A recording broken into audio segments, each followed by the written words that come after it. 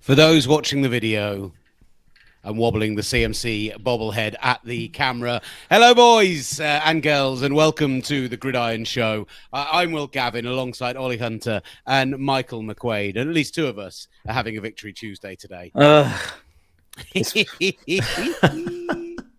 might have been the best opening ever, by the way. I love that. Brilliant. Well, thanks. Appreciate it. It's just me kissing a piece of plastic, ceramic, whatever it is, but it has taken a new pride of place on the shelf behind me. So let's just put him on the edge of the organ for now. There we go. Right, you are listening to. He's actually got an organ in his house. Not. I just want to clarify. Oh yeah, for the audio for the audio podcasters. Not weird, I promise. I swear it, not weird. This is the Gridiron Show, wrapping up week 8 of the NFL season. Loads for us to get into today. It's trade deadline day today, so we may get some breaking news during the show. And already over recent days, Roquan Smith moving from the Chicago Bears to the Baltimore Ravens. So we'll discuss that deal as part of the show today. We will talk CMC's 3-touchdown, one of every variant performance coming up during the show. We'll get into Monday Night Football, Thursday Night Football, pick out some moments from the weekend as well. But first of all, Olly Hunter, and let's start with Mike McQuaid, because he did get to see his team win at Wembley. How we recovered from the weekend. Really enjoyable weekend. Great to see you lads again, as always. I feel like I've seen you lads over the last 5 weeks with London more than I've seen my family, which is always a great thing. But you lads killed family, it on Sunday. Michael. I know. The Gridiron / Talksport family. It's growing, expanding. But really enjoyed the weekend and enjoyed Wembley. But also just great to see your team win and just sit politely and statically in the press box and not celebrate the end of the game whatsoever. So no, look, great experience, and it's hard to believe, Will, that it's week 9 this week. This season's flying in, man. See, it's funny you say about like the not celebrating being in the press box. Like, firstly, that press box has never been the most professional place in the world. God love everyone involved in it. Especially with you and I in there. But also, I do think like there's a slightly different feel to UK press boxes, that they can have a little bit more life, a little bit more soul to them, certainly than the kind of hermetically sealed American press boxes. And I always remember back to, and this brings us forward to this year's Super Bowl back in Arizona, the site of my first Super Bowl that I certainly attended. And when you get into that kind of mindset and that mode, but then the game is phenomenal or something happens, I think the fan comes out in everyone. And when the Seahawks had the helmet catch followed by the Butler interception on the 1-yard line, we were in the auxiliary press box, which is like the kind of fake press seats they just put out in amongst the fans for Super Bowl. And everyone was out of their seats and everyone was screaming and everyone was losing their minds. And it was fine because it didn't matter that you were a professional. You were still a football fan deep down, and it was joyous. Yeah, I mean, and the atmosphere on Sunday in Wembley was pretty awesome. I'm not sure what you lads thought, but for me, it was like 60% Broncos. Am I being too? No, I think you're about right. I think it was 60. A lot of orange. You could be 65-35. Definitely the loudness. It was far louder when the Broncos did something good, which wasn't very often, than when the Jags did something good, which was even less often. But I thought it was definitely a more Broncos crowd. And I think that's something that we're starting to see more and more throughout the international series over the years, that more and more teams are being far more well represented. You're seeing less variant or less different jerseys because you're seeing more of the jerseys of either the home or the away team. So I think that's what the NFL want in the end, so that they can start thinking about having a team in London. But if you're the Jags owner, Shad Khan, you're thinking, oh no, this was a Jags home game, and there were way more Broncos fans there. And the Broncos they're not the biggest of fan bases in the UK. So a bit worrying if you're a Jags fan / owner. I'm going to disagree with with a couple of points there. But the main thing being that I don't think it was as high as 60-40 Broncos. I think there were a lot of people who were rooting for the Broncos as the team coming from behind as a neutral. But I thought that coming into the stadium around it, I thought there were a lot of Jags fans, and I thought it was at best 50-50. It's just the way that the game ended was the nature of... I actually think 50-50 is disappointing for Shad Khan after they've been out here for 4 years. But when the Broncos haven't been here for... 12 years. The last time was 2010 against the 49ers. What was the result of that game again, Mike? I can't believe I'm digging you out for a game that happened 12 years ago. Someone's feeling themselves 12 years ago. Like, I mean, Frank here, Gore, absolute legend. Did everyone bring Shad? Now, to be fair to Shad Khan, he gave us all a scarf at the weekend. I mean, I'm presuming him just putting it on. I couldn't even give mine away. Oh, he's nasty. He's nasty. I thought it was a very nice touch. Yeah, it was a nice touch. Right, don't forget that you can get in touch with us throughout the show if you're watching live on Twitter at Gridiron. It's at Will Gav, at Olly Hunter, at... Come on, Mike. At Michael_NFL. It's not the easiest one, but underscore. At Michael_NFL. Anyone who puts NFL in their handle, just... Did you work for them? No, I'm kidding. Look, you can get in touch with us on there, or you can drop a comment on the YouTube stream as well, which Groovy has done and said, just you wait until the Niners land next year. That's not some inside information, by the way. I do think that we'll see some of the home marketing teams giving up games to come out here in the near future. But actually, the 49ers have got their 9 home game, like, bi-yearly odd number of home games is this year. So I don't think it'll be next year, but maybe the year after that they'll give up a home game to come and play at the Tottenham Stadium. What I think is the big takeaway for me from this weekend, firstly, offenses are back. We got lots of points this weekend. We got silly fantasy scores. We got lots of guys scoring multiple touchdowns. You know, Derrick Henry became the first running back to ever have 4 consecutive 200-yard, 2-touchdown games against the same team, which he did against the Texans. We had the likes of Alvin Kamara with his 3 touchdowns, Christian McCaffrey with his 3 touchdowns, AJ Brown with his 3 touchdowns. You know, superstars turned up in a big way on Sunday night. And actually, I think you were left with... we know who the great teams in the NFL are, right? We know that the Buffalo Bills and the Kansas City Chiefs and the Philadelphia Eagles right now are the really great teams in the NFL. And I'd argue that the rest of it, barring 2 or 3 bad teams, is all kind of in this just middle thread.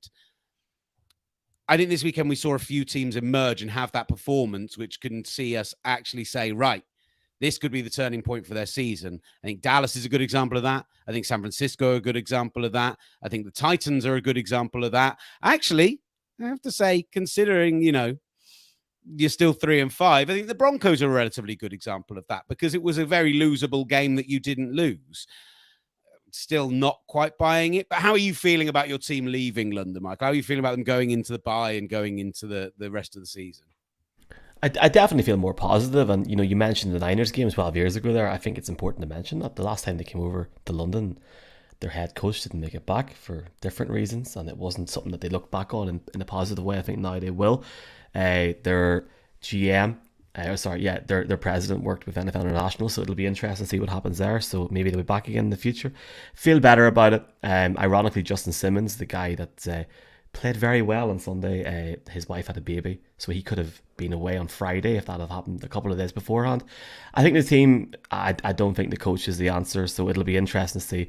They need to win over the next few weeks, but I definitely agree with what you're saying in regards to some of those teams, the Titans especially. But I think your Niners will put down a massive statement on Sunday. I know they always sort of get the win at Levi's South. Can we call it? Is it fair to call it that? But that's what George Kittle called it in a post-game interview, obviously. They were great, mate. They were great. Really, really good on Sunday. Second half they were. I still think they were good in the first half. They just didn't. The defense made adjustments in the second half, which was massive, and the linebackers actually turned up to an extent. I think it took a real while in that game to get, like, Oren Burks, for example, going, and he was picked on by Cooper Kupp on a lot of occasions. And actually, I think that what you're going to see with that Niners defense on that side of the ball is that against middle to average teams, they'll be good regardless of having the injuries that are missing, because the backups can step in and do a decent job. But actually, when you play the Chiefs, like we saw last weekend, or a team like that, if you don't have both starting linebackers, if you don't have both starting defensive ends, if you don't have two of your top three corners, then those teams are going to exploit the weaknesses. Those well-coached teams, those good offenses are going to be able to pick you apart. And I thought the Rams might be able to do that, and they did early on, but it was some good adjustments from D'Amico Ryans that absolutely shut down the Rams in the second half. Obviously, the excitement is around this young man, Mr. CMC, because people looked at it and they're saying you're trading 4 picks for him, as high as a second rounder, for a guy who has some injury history, for a guy who we don't know if he's explosive as he once was. There's been some really interesting reporting over the last couple of days around how the decision to go for CMC was come to. And actually, there's been a lot of talk about trying to usurp the Rams and getting in front of them. But when they played them on October 9th, they blew the Panthers out at 37-15. All of them came away from that game. All of the offensive staff and all of the defensive players came away saying, wow, that guy is still unreal. He's still got burst. He's still super physical. He's clearly really smart. And they kind of made a decision over those next couple of days, right, let's do what we can to bring him into the building. And I think you saw the way that even in week 1, he consumed that playbook in just 24, 48 hours and managed to perform to a decent level, probably the only bright spot in that Chiefs game. But this weekend, I mean, the thrown touchdown was obviously, he's not going to do that another 8 times this season. It was a trick play. It was fun to see. He's got a good arm. And the running is just sensational. But it's the receiving touchdown that got me really excited, because he's only been working in pads with Jimmy Garoppolo, for 4 days total, if you include the Chiefs game. And if you actually watch the way that play develops, McCaffrey goes out into the flat on the right-hand side, and he is the dump-off option. He is the check down. He's the guy who's available as an outlet if actually the side of the field which Jimmy's reading, which is the left-hand side of the field, isn't available to him. What McCaffrey sees is the defender in the flat bite on George Kittle's route into the back of the end zone and just take a step in the wrong direction. And McCaffrey takes one half look at Garoppolo and just goes. It's not his route. It's not what he's meant to do. He heads into that back corner of the end zone. Garoppolo sees him, puts it on a dime. And Garoppolo played really well on Sunday, you have to say. Admittedly, not under as much pressure as he probably should have been, considering the quality on that Rams defensive line. But the throw to Kittle was excellent. The throw to McCaffrey was excellent. But it's just that communication and actually getting to see Christian McCaffrey working in a proper offense. We've seen how brilliant he was in Carolina, despite that place having been a coaching shambles for so many years. Just think about how exciting it is to have him in an offense which is well coached, with a lot of talent around him, with Kyle Juszczyk to come back, with Deebo Samuel to come back, with, even Mike McGlinchey didn't play well and hasn't played well since he's come back from injury. I still think there's a lot more to come from him. Like, if they get fully healthy at any point on offense, which is not a given with the 49ers, that offense is as good and as terrifying as any in the league, including Buffalo, I think, despite not having a quarterback who can be considered top tier. I do still feel what happens against really good teams when you get deep in the playoffs, but I'm excited about what I've seen over the last 2 games, particularly this weekend. And getting deep in the playoffs is what it's all about. And by the time, fingers crossed from your point of view and the 49ers point of view, if they get there, you'd have had an extra 10 weeks with Christian McCaffrey and all the other pieces all being part of that offense. Shanahan regularly building new plays and utilizing and getting the best out of his incredible resources that he has on offense. I mean, it's scary to think when you have that dual threat of McCaffrey and Deebo Samuel coming back, especially when you've got you've got George Kittle there as well. Brandon Ayuk had a really good game as well. So it's a scary looking offense when you think about the brains behind all of that offense as well, and what can happen. And just football smarts from McCaffrey to find that open space as well. And that's the kind of thing that, that's the kind of thing that you can't really teach. He's just got that, right, I'm going, put it on me, I'll catch it, touchdown. Love it. I love McCaffrey. I've loved him for a long time. And I think it's just a match made in heaven, him going back to California, back towards Stanford. He's just agreeing with everything you're saying. Getting coached by his former babysitter. It's just amazing story. Why did the Rams ever think they had a chance? Like, genuinely, why? Like, considering that Ed McCaffrey played for Kyle Shanahan's dad, and John Lynch went to Stanford and has known him for years, and like you said, Kyle Shanahan was his babysitter. As long as the offer made sense, it all made sense. Yeah. Look, we've got lots still to break down from the weekend, including I want to talk about the Roquan Smith trade, but we have a live trade reaction for you. Oh, here we go. So, talk to us. I should have had like Olly Hunter as his kit watch thing. I should have been like some sort of alert or something. Right. We've got a trade. The Lions are sending tight end TJ Hockenson to the Vikings for a 2020. So Minnesota are sending a 2023 second round pick and a 2024 third round pick to Detroit for Hockenson, a 2023 fourth round pick and a 2024 conditional fourth round pick. I'm not sure how that tweet's worded. However, the Vikings, are getting TJ Hockenson and 6-1. So for them to get another weapon in that offense, after Kirk Cousins had an interesting performance at the weekend, he didn't realize he had such wheels on Sunday. But there's your first trade, and I guess the NFL lads just wait until we get ready to go. So that's an incredible trade for the Vikings. That's amazing. Hockenson's he's probably the best pass catcher of a ball at the Lions, or he was. Amon-Ra St. Brown might have something to say. No, I think you've only got one season of St. Brown doing it, 1.5. Whereas Hockenson's 2.5 years at tight end. He's a good tight end, good blocker as well. But it's the way that he finds those seams.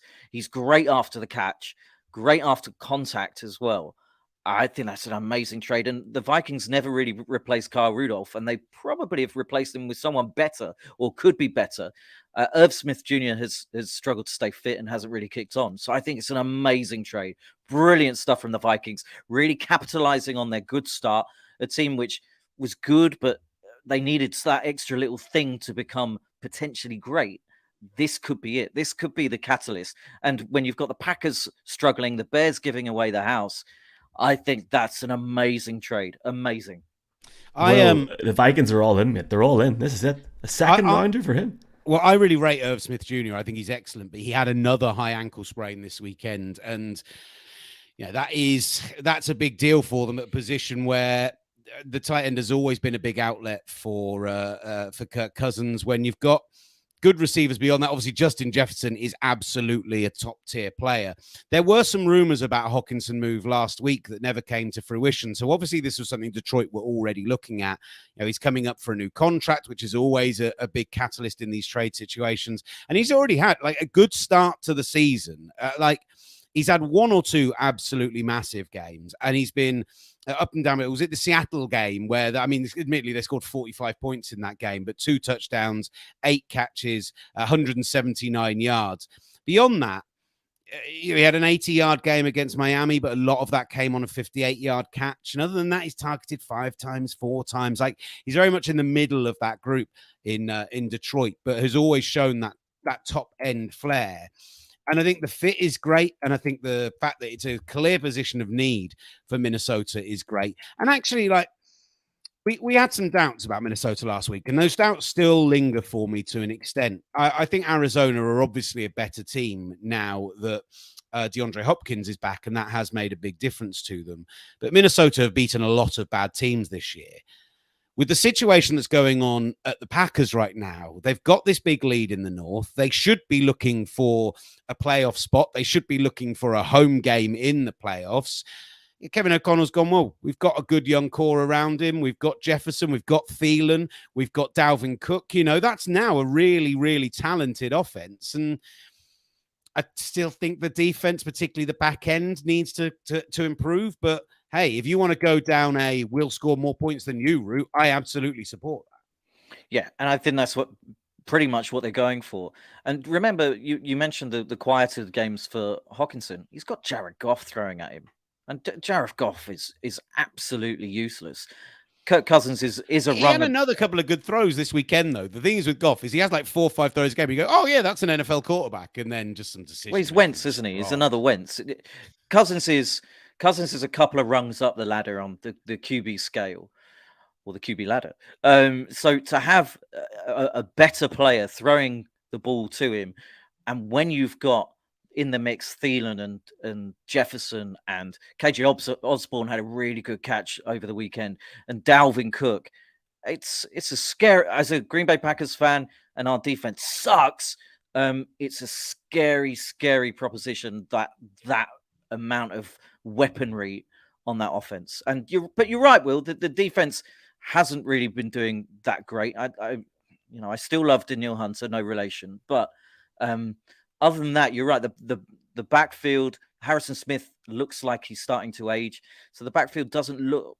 The secondary doesn't look that great. He had a couple of good plays this weekend again, though. Like, he showed, like, he had the inception, and he just, that's one thing that I had down in my notes about the Vikings game, is that actually Harrison Smith probably had his best game in about 3 seasons. Like, he did allow the DeAndre Hopkins touchdown, that crazy catch. It was a great catch, but that was on Smith. Does that count as allowing? Like, if a guy manages to reach out an arm like go gadget about 5 yards behind him and somehow pluck the ball out of the air, like, I'm not sure the coverage was bad. I'm not sure he should have got into that position. Maybe I would love to be a fly in the wall between the Lions and the Vikings. I mean, first off, the Lions traded from 32nd to 12th to pick up Jamison Williams from the Vikings in terms of the draft. Now they trade for TJ Hockenson, the Vikings. There's a comment, lads, from Johnny on Twitter saying the Lions now have 2 first and 2 second round picks, so they're primed to bounce back. Is this a fire sale in Detroit at the minute? I'm not sure it's a fire sale, but two firsts, 2 seconds in a draft that we don't think is very deep at a lot of positions, but has one position in particular, which, guess what? They desperately need a quarterback. I think they're going to end up picking in the top 5 regardless, because of where the NFL is going right now. But as long as they can either move up, if there's one of the guys they absolutely love, then they have the assets to move up and go and take the one guy they love at 1. If they're happy with any of those 3, he'll go at the very top end of the draft next year. Then I would suggest that you're going to be in position anyway. And now what you can do is put some more pass catchers around them. I like Jameson Williams, who you mentioned. I think he's sensational. It just hasn't got back from injury yet. I mean, 2 dynasty leagues, and I picked him up in both, knowing that he's going to sit in my IR all year, but I think he's going to be brilliant. The line's already good there. The defense has some good young pieces. Like, that Lions team is primed for, with a quarterback in place and with high picks next year, to have a really big jump. And we've already seen a much better year out of them so far, even if the results haven't been there. Yeah, I think that's exciting. And the divisional rival thing, the point is that right now, as far as Minnesota are concerned, they're not a rival, and similar to Detroit. Detroit go, this helps us long term. Minnesota says this helps us short term. And this year, it doesn't really harm either of us against each other. So, F it, let's just do it. Like, maybe they paid a slight tax on it. Maybe they had to pay a 3rd instead of a 4th in that pick swap. But, the 2nd round pick feels about right. And if you're the Lions and the Vikings, you're thinking, the Packers are useless. We've had enough of the Packers being good for 30 years, give or take a couple of seasons. So let's see if I'm happy to help a rival to knock off another rival. It might be a little bit of that. Can we talk about the Roquan Smith trade? Because a 2nd and a 5th for Roquan Smith, who is a very, very good player. It's a really fascinating thing for the Ravens to do. Baltimore have Patrick Queen there, who every now and again, he's probably had 2 games this season where he has looked like an absolute top-tier middle linebacker. And obviously in a city where their whole franchise was built off the back of Ray Lewis. Like, they're modern franchise for Baltimore Colts fans out there. Apologies. Sorry, I'm not banging on about Johnny Unitas right now. But, it's clear that Harbaugh values that position. It's clear that the city values that position. And now what you're doing is you're going and adding a proper top-tier veteran to go alongside your young talents who have been very up and down. I don't buy into this idea that this is a rental to compete this year. They've put in a 2nd and a 5th. Right now, they've got $48 million in cap space for next year, which, yes, they have to sign Lamar Jackson to his massive deal at the end of the year, or franchise tag him, which I guess the quarterback franchise tag now is going to be getting up to around the $40 million mark with the deals for guys like Mahomes and Wilson and Justin Rodgers and exactly. There's some massive deals to be done as well. Yeah. But they're going to have space to sign him. And I think they signed him on a 4 or 5 year deal, and he's still got plenty of time to perform. So I love it for the Ravens. maybe a little pricey, but I think it helps them compete this year, and he's a good long-term option for them. They're just going to have to sign him. They're just going to have to pay the man. Yeah, it was the first big trade to come in last night, and it was quiet enough yesterday. Usually, I guess we're going to have a very, very busy evening, and hopefully we get one or two more before we go off air here. The Ravens have really struggled to find consistency at the second level on their defense, and I guess bringing them in allows Patrick Queen to be used more as a downhill player. The biggest question for me, though, lads, is how do they both work together, Queen and Smith? Is it a situation where they're going to use it for a half season, or are they going to try and sign him to a long-term deal? Look, it's a sort of trade that works out for both teams. I'm intrigued to see, because this Ravens defense has been interesting over the first 8 weeks of the season, how it works. But Ravens fans are buzzing, and Bears fans are happy. They're getting themselves into that sort of building situation. I don't want to go into to talking about a different player, but Justin Fields done what he had to do the other night. It wasn't on him, and I feel like the Bears are on that very, very long journey, but I feel like they're getting there, making plays like this. I still think Baltimore need a top-tier pass rusher in next year's draft if they can get one. But I think what you do is you have Roquan Smith as the 3-down middle linebacker who can cover, who can get up to the line, who can do it all, basically. And then Patrick Queen becomes your will linebacker when you're playing, nickel, when you're playing anything where there's more than one linebacker on the field. Queen becomes your second guy, and you're not having to rely on him as your every down guy, kind of spying in the middle of the field, doing all the things that they do there. But you do have, right now, they're kind of relying on, I think Odafe always had some really good flashes this year, but you're kind of relying on Justin Houston and Jason Pierre-Paul and, this litany of aging guys to make maybe 5 impact plays a game maximum and rotate them in. Plus, you're going to have Calais Campbell coming back. Similar kind of thing with Calais Campbell.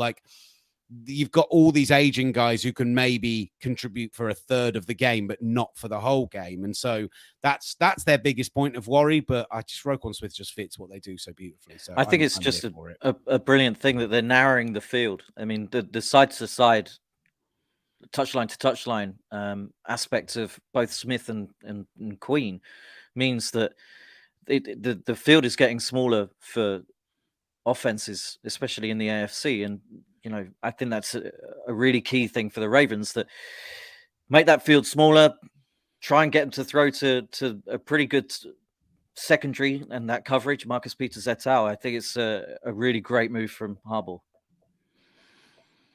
I never answered. We never actually answered. I saw that somebody actually asked the Detroit rebuild fire sale question earlier as well. I think when you talk about the picks they've already got, I don't think there is a need to fire sale. There's not actually anyone else on that roster who immediately jumps out to me as movable immediately. I think Hockenson is replaceable in terms of the production that he's had, and you've already gone and got Jameson Williams. He is very much a receiving tight end.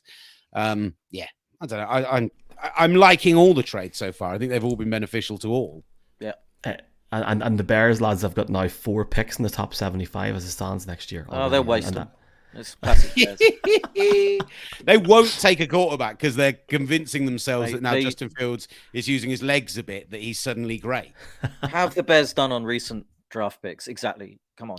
They're broken. They're a broken franchise. As much as the Green Bay Packers are on the field, the Bears are broken off of it. Terrible organization. To be fair, I'd have I love it so much. I'd have said the same about the Seahawks. Their recent drafting plus their recent use of picks has been atrocious. And then this year they've had a draft for the ages by the looks of it so far. Just hit after hit after hit. Charles Cross has been great. They get the two corners in Kobe Bryant and Tariq Woolen who've been fantastic. Kenneth Walker's a massive playmaker. The Bears could have a draft like that. I'm just saying, it's possible. Give yourself. It's funny with Cross, especially. I remember people saying, "Well, they've over clubbed for him. They've taken him way too early, and look at the performances he's pulling out." So, the Seahawks are an interesting team, or the Mariners, as it's one of the zebras called them. But yeah, crazy to think that. A lot of people thought at the beginning of the season, myself included, probably will as well, that they would struggle in that division, and they're sort of pulling themselves out of it, mainly because Geno Smith is still playing really good football. The disrespect to Geno Smith from the NFL right now, by the way, I'm sure everyone else listens to many other podcasts, around the NFL, MMQB, whichever ones you listen to, Game Day, all of those ones. The advert that they're running for the Munich games that goes Brady and the Bucks, DK and the Seahawks. I was like, oh, Geno, poor Geno, he's been unreal. Yeah. I can't wait for that next weekend, lads. It's going to be a great crack. I will say this, and I'll put it to both of you, right, just to jump in, because I had this argument with somebody else last night. If the Seahawks win another 4 games, and the way that everybody thought they were done at the start of the season, could you look at Pete Carroll for Coach of the Year for what 100%. He's done to that team and his leadership? Yeah, 100%. I think it's his best coaching job since the Super Bowl run to against the Patriots. I think he's been forced into reacting to Russell Wilson going and has done an unreal job this year, more so on both sides of the ball than he has done at any point in maybe the last 10 years. It's his best coaching job personally, and he's right up there. I kind of feel like Nick Sirianni's going to get it already. If the Eagles probably only lose 1-2 games the rest of the year, but he's got to be in that conversation, surely. I mean, there are quite a few potential candidates. I think Salah has fallen out of that after the defeat to the Patriots this weekend. But poor Bobby. Brian Daboll as well. The Giants were everybody's number one pick for the draft next year. But on the Seahawks, if we go through their schedule, I'll have a look at the next 6 games. Just have a look at their schedule. That's such an inside joke between me, you, and like 4 TalkSport listeners that will listen to this podcast. It's an Alan Braziliism. He always looks at the next 6 games. Let's look at the next 3 games, pal. But you can imagine them. They've got the Cardinals, the Bucks, the Seahawks, the Rams. The Seahawks. They are the Seahawks. Cardinals, Bucks, Raiders, Rams twice, Panthers, Chiefs, 49ers, and Jets. There's 4 winnable games in there, at least. So I agree. I think Pete Carroll's done a brilliant job, and it just shows when you get rid of the distraction and the, shall I say maleficent? Yeah, I'll say it. The maleficent Russell Wilson from your organization, you can start to coach properly. You can start scheming properly. You can draft properly. They managed to retain 2 brilliant wide receivers in DK Metcalf and Tyler Lockett. By the way, what about Lockett dropping that ball, it coming cannoning off his helmet, getting a little Barthez head rub from, and then coming back and scoring that touchdown. It was a lovely, great story for anyone that's not a 49ers fan or Will Gavin. So I think Pete Carroll's done a really, really good job in retaining players, getting rid of bad eggs, and drafting well as well. I look forward to watching the Seahawks game with Will in person next week. Please God, it's going to be fun. Well, to see. He's got the Seahawks against Brady, so I have no idea where Will Gavin's loyalties would lie. I think I'm leaning towards Seahawks, despite everything that happened. I actually think Will's. He's back. Here we go. Hi, Will. Can you hear us? I'd had a little wobble. I wasn't just throwing my toys out of the pram about the Seahawks. Although obviously the Niners are going to beat them on Thursday Night Football in Week 15 and win the division. So don't worry about it, guys. Anyway, there is I didn't say it earlier because you let me ramble on way too long about the 49ers. But the last point on them being excited about the second half of the year, Mike, they have 9 games remaining this season. Do you know how many of those are at home? I'm going to guess straight up 5. 7. No. 7 of their remaining 9 games are on home soil. Not bad, that. And they've already had an extra one, obviously being at SoFi at the weekend. So that's not bad. Not bad at all. No wonder you're so feeling yourself. It's crazy. You're fully in with all of the 49ers commentators in Papa and T-Rock. You've got the Kugler stuff and Kruger, and you've got all the Gridiron 49ers podcast as well. You're all over that. It's so you're so 49ers at the moment, and crowing crowing like I've never known you to crow before. Crowing at a 4-4 is ridiculous. It's one of the worst things I've ever done, and we're probably going to end up with a losing record. But it's very funny. But it sums up the NFC. It sums up the NFC this season that we're talking about. I mean, like bringing in, garbage, and I'll leave this with CMC. Like, but bringing him in adds that dynamic part for Jimmy G now. Like all the Jimmy G hitters now are going to, well, you got McCaffrey there. He makes him a better quarterback, and we've seen that on Sunday. So if I were you, well, I'd be a very happy man. I think the Niners are going to be up there in January. And we spoke about it. Sorry, Michael. We spoke about it on TalkSport 2 the other day. Where are the 49ers in that NFC? Because I think I have Dallas as the second best team in the NFC. They were brilliant on so good. Looks like Dak might be back to his best. No Ezekiel Elliott, but when Elliott comes back, Tony Pollard, who just he's so good after contact, so shifty and elusive. They've got CeeDee Lamb is pulling up trees now. He's finding his straps. Gallup is working his way back into the team. Dalton Schultz will always catch you a ball. And then that's all just on offense. And you look at the defense, Micah Parsons, and then everyone else kind of just is feeding off of that energy. And even Mike McCarthy isn't getting in their way. So the Cowboys, they're a scary prospect if you're anyone but the Eagles. And maybe the Eagles should be thinking, well, they're a bit tricksy for us.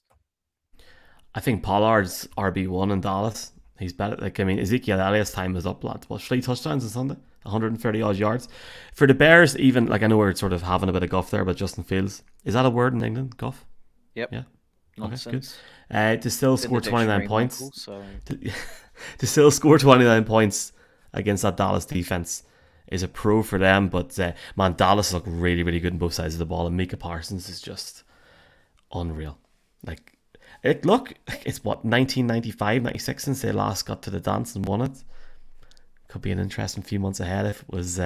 Imagine a Niners Cowboys NFC Championship. That would be fun. That would get people going. I would love Dallas to come back to London next year. It would be amazing. Get Jerry Jones over again like he did last time when they beat the Jags. How many years ago? 7 years ago? 6 years ago? Something like that. A very, very long time now, yeah. And they're sort of due back, but I think they've got the international home marketing with Mexico. So, I mean, it goes away team, maybe. Do they? Okay. But still, I mean, Will explained it very well. I think it's the AFC next year, isn't it, for the home teams, isn't it? I think. Something like that. Yeah, that's what makes sense. I mean, obviously the Jags thing is totally separate, but yeah, for the 2 London games, you'd expect it to be those teams who have a home game. We missed so much. We've been a bit scattergun. I blame the Vikings and the Lions. So we've missed so much from the weekend. We haven't talked about the Panthers-Falcons game yet, which was easily game of the weekend. I don't blame DJ Moore. I don't understand all the hand-wringing. It was a moment of emotion. Like, the 15 yards and the missed extra point, people want to equate those two things as if that's the same as catching what was it? I mean, through the air, that ball went, I think he was around about the 35, so it went 65 yards through the air, catching it over the shoulder into the end zone. It was an unbelievable play. I don't blame them. You know, Eddie Pinheiro needs to make that short field goal in overtime, then they win that game and deserve to win that game. PJ Walker again made 4 or 5 big throws that were unbelievable. But the Falcons are up to 4-4 and the best team in the NFC South at the moment. Mental.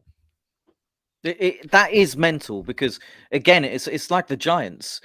No one gave them a hope. Mariota coming in, a quarterback that has been beset with injuries since he came in with the Titans and hasn't really done anything since then, going off and doing backup roles around the NFL, coming in and kind of, all right, he's always going to give you those interceptable passes and those dodgy moments, but he's really stepped up. And it's as though the whole team, the whole franchise has said, right, this is sort of a free shot this year.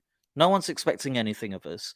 And they've capitalized on it not working out in Carolina for Baker and then CMC going. And all right, the Panthers is actually really good since CMC's gone.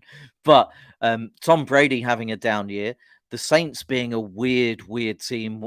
You know, they are feast or famine, aren't they? One week they're their brilliant offense and like they were against the Raiders, and then brilliant on defense, shutting the Raiders out. But the week before, they can give up loads of points and not score any points. They really are the quintessential I don't know what's going on team. So in that NFC South, they've really grabbed it, haven't they, the Falcons? And they're just a fun team to watch. Love it. Donta Foreman, by the way, has always had that in him. Yeah. He had a 2,000-yard season at Texas, and I think he's that level of player, and he's the guy that everyone should have picked up in fantasy already in the last couple of weeks. But if he's still available in your leagues, go get him. I like the Panthers for another 3 or 4 wins this year, really I do. And maybe Steve Wilkes given a actual opportunity, because in Arizona he never really was. So yeah, I'm liking the Panthers a lot.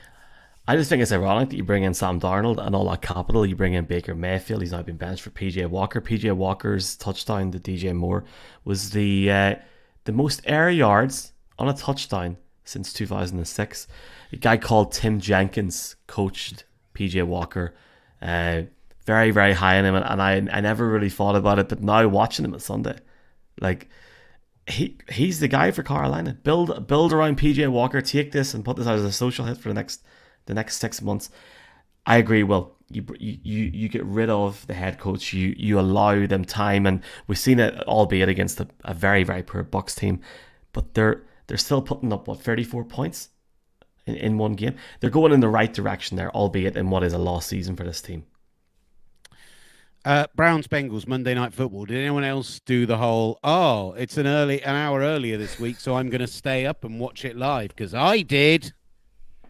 The first half of that game was the most sloppy and shambolic half of football in modern memory. Like, the number of turnovers, the number of turnover-worthy plays that weren't turnovers, the number of sacks, the number of times people got to the quarterback, like, it was just astonishing.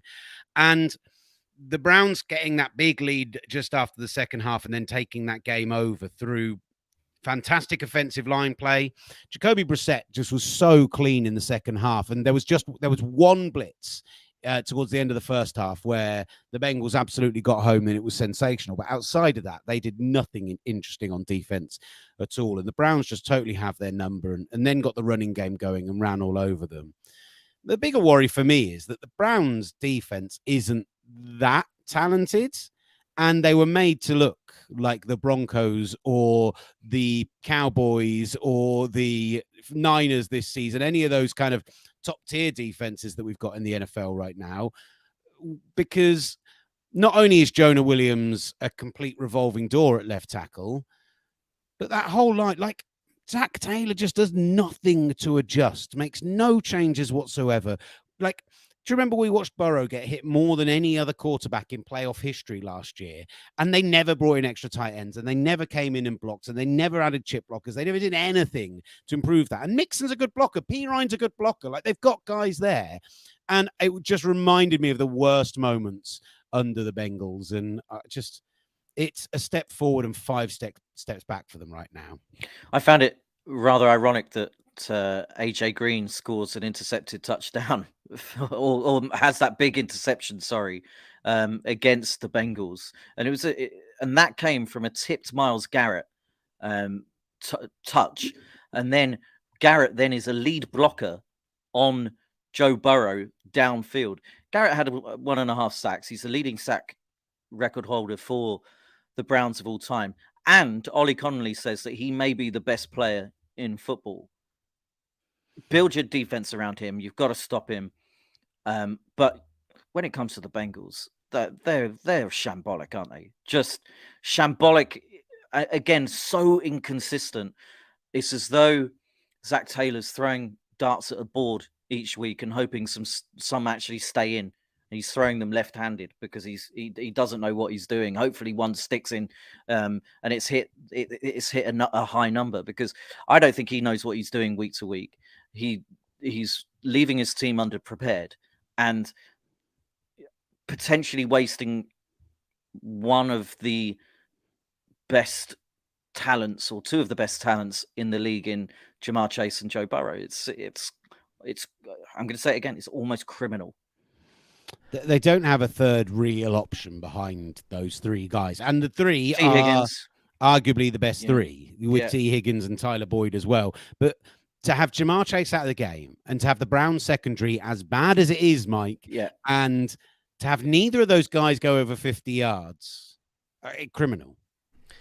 It's really criminal, and I can imagine Simon Clancy sitting here just sort of rubbing his hands together about to go. By the way, 45 minutes in, and we haven't mentioned the Dolphins, so hi, Simon.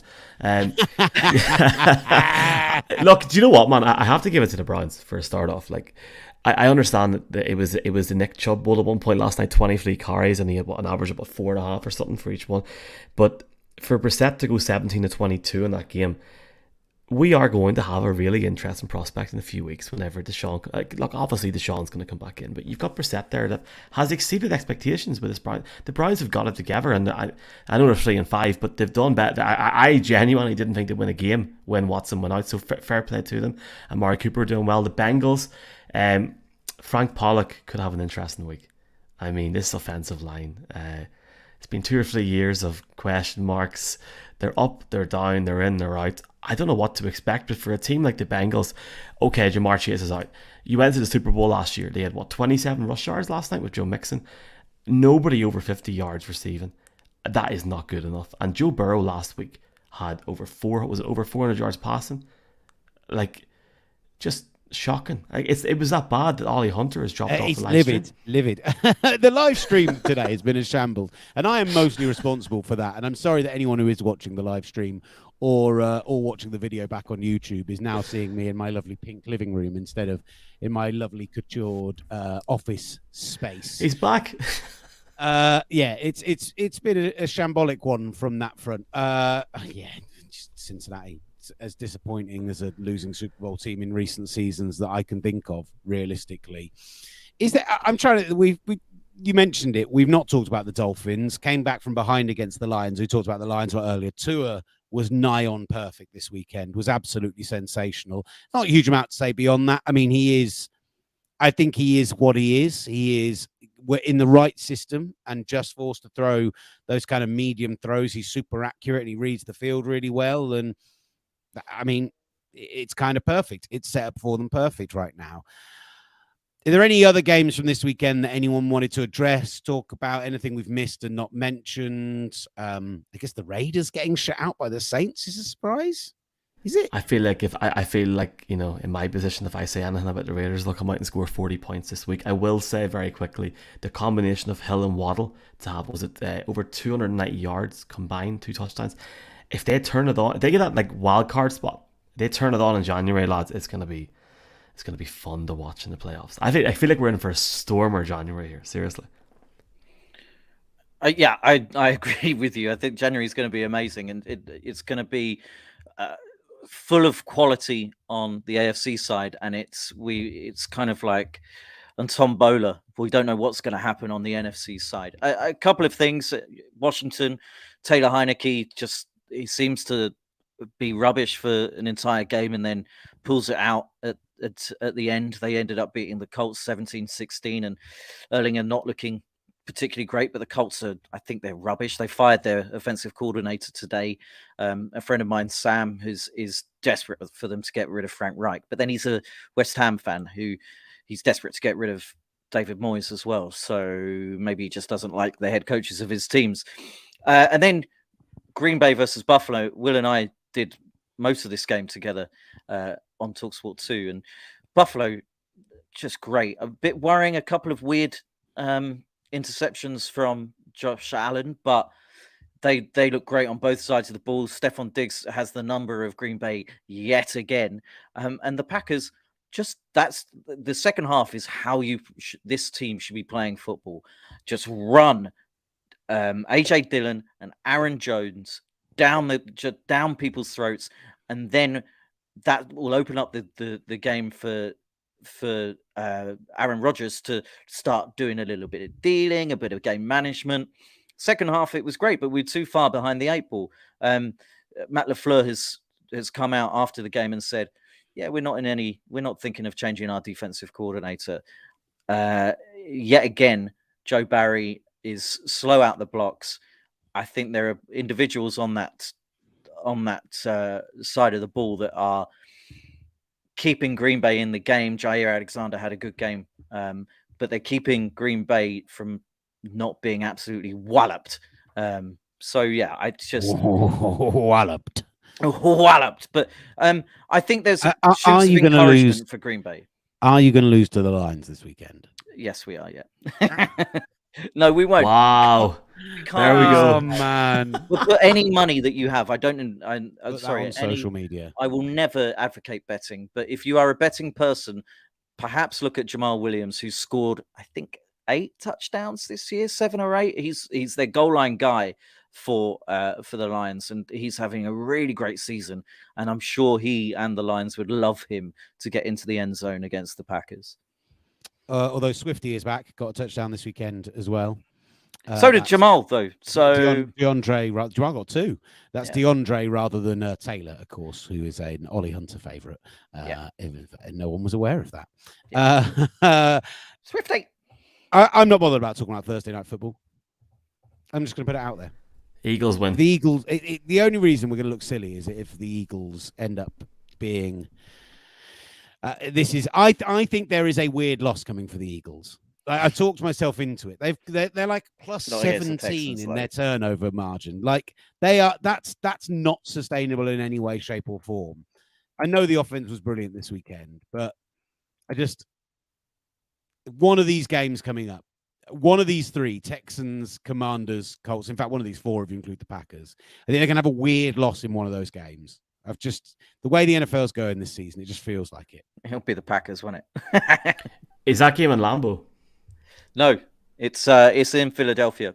Lads, they're going past that Green Bay game unbeaten, and then the whole thing gets interesting. I think they play like I've got them losing in Indy in week. What are we on? 9, 10, 11. Week 11. Ooh, I mean, it could be an interesting see. November. Short week after Monday Night Football. Like, yeah, They'll lose to Christmas Dallas. Eve. They'll lose Dallas Christmas Eve. Yeah. Whew. Merry Christmas. What a game that could be. Just to highlight a couple of games from week 9, though. I know there'll be the Gridiron Pick show later this week, which Michael and Olly don't invite us on. Honestly, it's one of the worst snubs of all time. It's absolutely lads. crazy. You are more than welcome. I mean, well, we good, also, you know. Also, do you remember like he asked us for our picks one week and did that really sexy graphic? And it we was got loads great. of interaction for it, and then he's never done it I again. haven't the time. I want to You're do an it. It absolute took us 2 hours to make. I had to come and meet Stephen Atwater instead.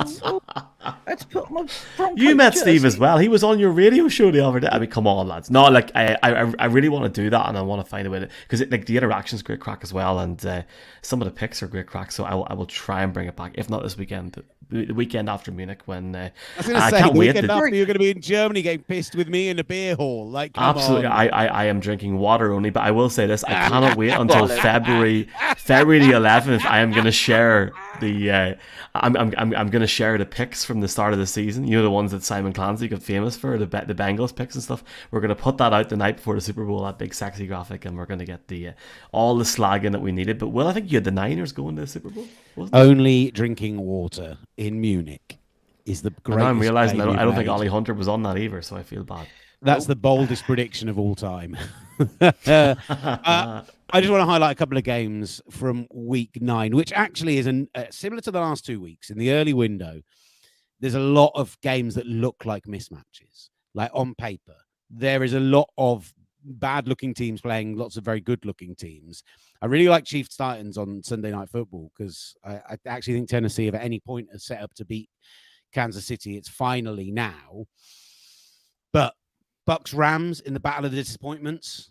Imagine the Buccaneers go to Germany 3-6. Oh, it'd be great. But the Rams, like losing record right now. Yeah. Shambles. Do you know what the other game that I really like for it? There's 2 others I really like this weekend. I really like Falcons Chargers. Yeah.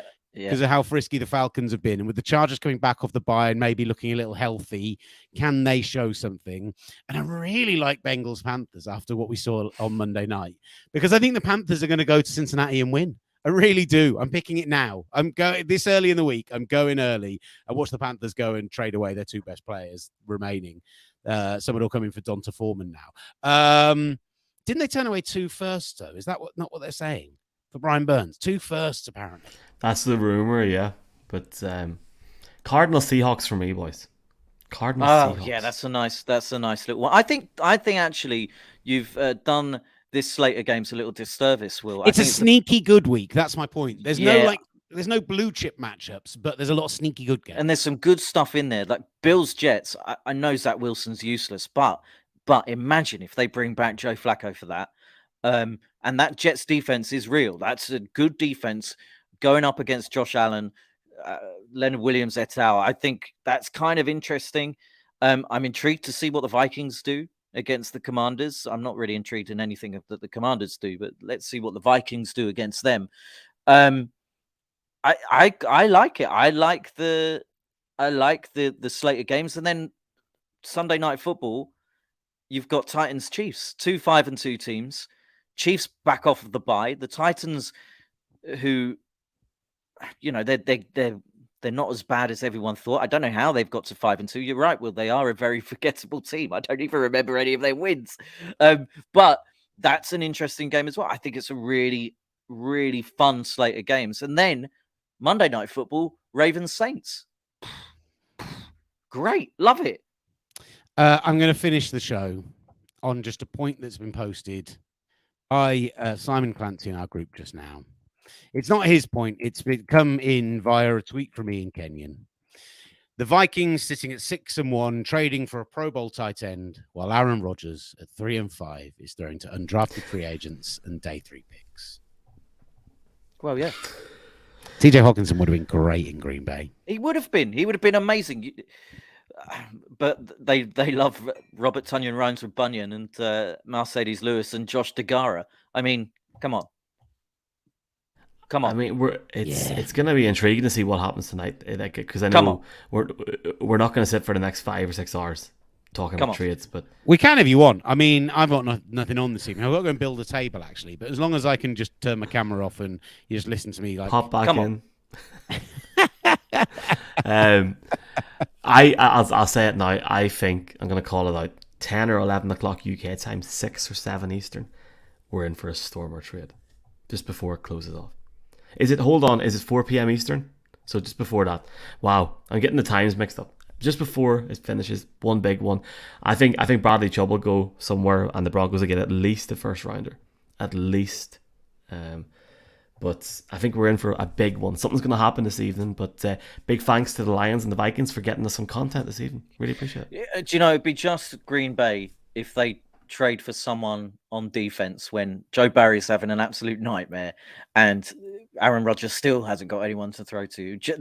That is something that could happen. But Green Bay generally don't make trades. That's been the case. But I agree with you. There's something in the air. Something's going to happen. Brian Gutekunst should be on the phone to General George and asking for Jerry Jeudy. That's what should be happening. Just get rid of that S. No, and you're right. That's not happening. No. Just Bradley Chubb. I actually got a Stein ball behind me. I'm going to have to throw that in the bin at about 9 o'clock tonight. So. No, Chubby goes nowhere. Chubby goes nowhere. Judy to the Packers. It's not happening because the Packers never trade for anyone, but it's what should happen. I think you should burn it. Chubb because he's really good. And maybe they could. Maybe we could trade Hackett as well. Right now, pass rushers are not. That's why it would be mental. Anyway, I'm going to sign off. You two want to stay and chat through the trades, you can do. Otherwise, thank you for listening. Thank you for watching. Enjoy trade deadline. Enjoy week 9. Stick around for the rest of the shows this week. Subscribe to the Moore and Connolly show, which is on now a separate feed because I don't know why. Michael will tell me once we're off the call, I'm sure. And everything else. Pulling back the curtain, Willie. He's going to cut that out of the podcast, but I don't care. He should. Otherwise, subscribe on all the good channels. We are going to be in Munich in 2 weeks and bring you loads of great content from there, so get involved. Thank you so much for listening and watching. This has been The Gridiron Show. Bye-bye. Bye-bye.